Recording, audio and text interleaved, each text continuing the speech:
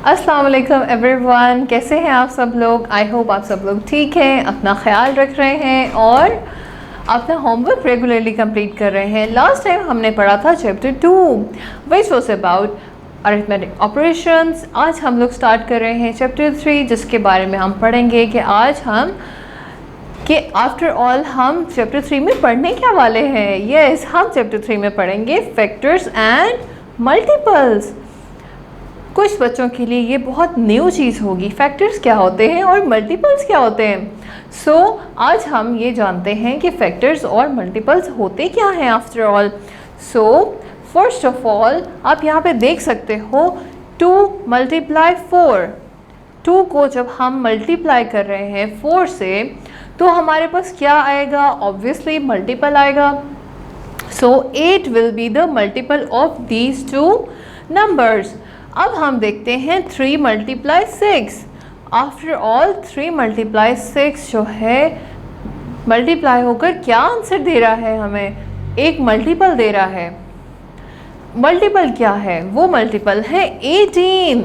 जब हम 18 को सुनेंगे तो हम कहेंगे ये मल्टीपल है किसका, इन 2 नंबर का।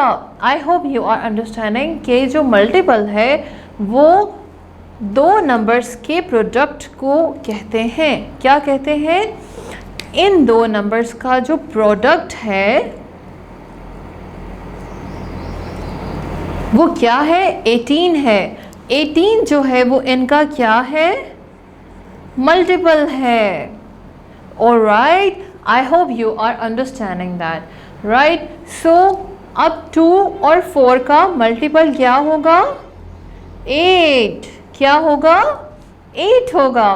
सो लेट्स सी फैक्टर्स और मल्टीपल्स में आफ्टर ऑल रिलेशन क्या है। So let's see here, now you can see these numbers here. What are these number, 2, 4, 3, 6, right? How many number are these? 4 numbers. So you can सी हमारे पास 2 multiple हैं मगर उनके factors कितने हैं, 4 हैं। सो आपने ये हमेशा अपने माइंड में रखना है कि जो नंबर आपस में मल्टीप्लाई होकर आपको एक मल्टीपल प्रोवाइड करेंगे वो नंबर्स बेसिकली क्या होंगे, फैक्टर्स होंगे। Right, I hope you are understanding my point that what is the relation between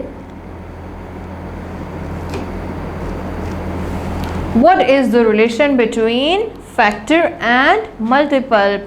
So let's see again another example I would like to show you. हम ले लेते हैं the product of 3 into 3 is 9. Alright, अब एक और तरह से हमें पता चल सकता है कि फैक्टर और मल्टीपल्स का रिलेशन आपस में है क्या। 3 जो है वो 2 टाइम्स लिखा हुआ है, इसका मतलब हमारे पास सिर्फ एक फैक्टर है 9 का। कितना फैक्टर है 9 का, एक ही फैक्टर है 9 का। 9 क्या है, मल्टीपल है और 3 क्या है, फैक्टर है। अब आपने ये देखना है कि क्या किसी टेबल में 9 आता है। नो, हम 1 का टेबल देखते हैं तो 1 9s are 1। अगर हम 2 का टेबल देखते हैं उसमें तो 9 नहीं आता है, और अगर हम 3 का टेबल देखते हैं उसमें 9 आता है। हम 4 का टेबल देखते हैं तो क्या 9 आता है, नहीं आता। 5 में भी नहीं आता, 6 में भी नहीं, 7 में भी नहीं और 8 में भी नहीं आता। 9 सिर्फ 3 के टेबल में आता है। इसी तरीके से हमें ये पता चला कि 9 का सिर्फ एक ही फैक्टर है और वो क्या है, 3। So I hope you are understanding my point. The 2 numbers multiply with each other will give us a multiple, और जो मल्टीपल होता है उसके जो 2 नंबर होते हैं वो उस मल्टीपल के फैक्टर होते हैं। ठीक है, ये इसका मल्टीपल है और ये दोनों इसके फैक्टर्स हैं। So this is the interchange relationship between factors and multiples. I hope you are understanding my point. So let's see another example that will help you again. So एक और चीज़ I would like to tell you कि मैं आपको, अगर हमारे पास एक number है, let's suppose जी, हमारे पास अगर एक नंबर है और हमें उसका फैक्टर फाइंड करना है, राइट हमारे पास एक नंबर है, हमें उसका एक फैक्टर फाइंड करना है, वो कैसे फाइंड करेंगे? It is also a question come to our mind. So हम लिखते हैं यहाँ पर 20. ऑलराइट, अब आपने ये देखना है कोई एक ऐसा नंबर जो कि 20 के ऊपर कंप्लीटली डिवाइड हो जाएगा, वो उसका फैक्टर होगा, और जितने नंबर इसके ऊपर डिवाइड होते जाएंगे वो उसके फैक्टर्स होते जाएंगे. So obviously 2 into 10 is 20, right. So 2 भी इसका एक फैक्टर हो गया, राइट. अब हम लिखते हैं यहाँ पर 10. क्या लिखते हैं? 10. तो देखते हैं क्या 10 मल्टीपल है, सॉरी फैक्टर है 20 का? Yes, 10 is also the factor of 20, क्योंकि ये भी कंप्लीटली डिवाइड हो गया है. जो एक डिवाइज़र कंप्लीटली एक नंबर पर डिवाइड हो जाता है वो क्या हो जाता है? उसका फैक्टर होता है. सो 10 भी हमारा एक फैक्टर हो गया 20 का. So I jumped before very far. अब हम ये करेंगे, हम कोई छोटा नंबर लेते हैं, लाइक 2 पे तो चला गया, 3 पे जाएगा? आई डोंट थिंक सो, 3 की टेबल में तो 20 नहीं आता. 4 पे देखते हैं. 4 5s आर 20. सो क्या पता चला हमें? हमें ये पता चला कि 4 भी 20 का फैक्टर है. और एक और बात मैं आपको समझाना चाहती हूँ, वो ये है कि जब आपने 20 का हाफ देख लिया है, ठीक है, 20 का हाफ क्या है? 20 का हाफ है 10. ऑलराइट, इसके बाद कोई भी नंबर 20 के अंदर नहीं आ सकता. वो कैसे? जब हम 11 को 2 टाइम प्लस करेंगे तो हमारे पास क्या आएगा?